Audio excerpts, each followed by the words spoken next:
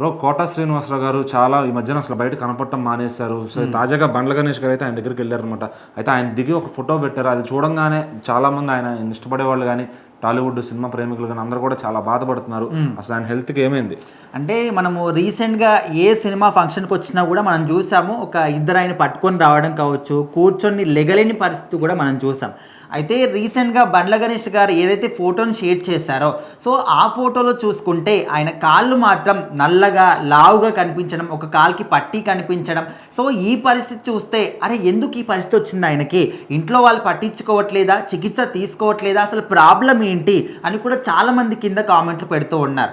అయినప్పటికీ కూడా బండ్ల గణేష్ గారు లాంటి వాళ్ళు కొంతమంది ఆయన గుర్తుపెట్టుకొని మరి ఆయన ఇంటి దగ్గరికి వెళ్ళి ఆయనతోని పలకరించి మాట్లాడితే ఆయనకు కూడా కొంచెం సంతోషం ఉంటుంది. ఇంకా ఒక 2-3 రోజులు అనుకునే వాళ్ళు ఇంకా ఒక 1 రోజులు కూడా ఉండే పరిస్థితి కూడా ఖచ్చితంగా ఉంటుంది. అయితే కొన్ని సంవత్సరాల నుంచి కూడా ఆయనకు సినిమా ఇండస్ట్రీలో చిన్న హీరోలు కానీ పెద్ద హీరోలు కానీ అందరితో కూడా నటించిన వ్యక్తి ఆయన. సో అలాంటి వాళ్ళతో ఖచ్చితంగా ఎంతో కొత్త మంచి అనుభవం అనేది, ఆయనకు అనుబంధం అనేది ఖచ్చితంగా ఉంటుంది.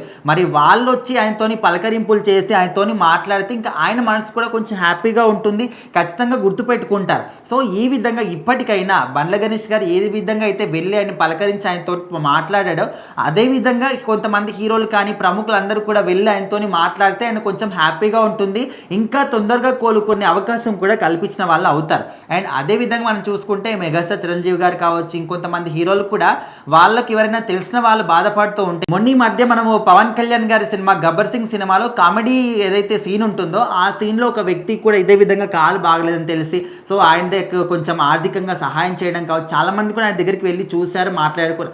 సో అదే విధంగా కోట శ్రీనివాస్ గారు ఎన్ని వందల సినిమాలు చేసి కామెడీ రోల్స్ కావచ్చు అండ్ విలన్ రోల్స్ కావచ్చు ఎంత అద్భుతంగా నటించిన వ్యక్తి ఆయన. ఈయన కూడా ఖచ్చితంగా ఇదే విధంగా అందరూ కూడా పలకరిస్తే కొంచెం ఆయన మనసు కూడా హ్యాపీగా ఉంటుంది, తొందరగా కోలుకునే అవకాశం ఉంటుందని కూడా చాలామంది కామెంట్లు పెడుతూ ఉన్నారు.